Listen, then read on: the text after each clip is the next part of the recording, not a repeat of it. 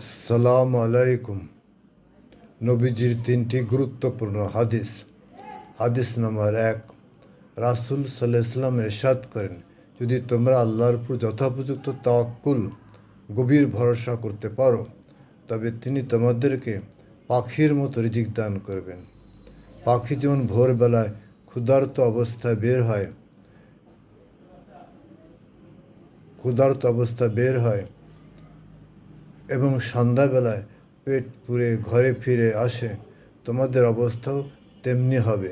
তিরমিজি শরীফ।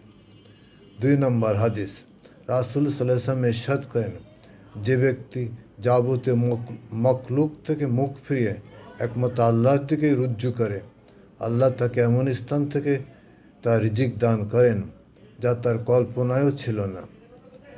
3 নম্বর হাদিস, রাসূল সাল্লাল্লাহু আলাইহি ওয়াসাল্লাম ইরশাদ করেন, তোমার রিজিক দূরে মনে করো না।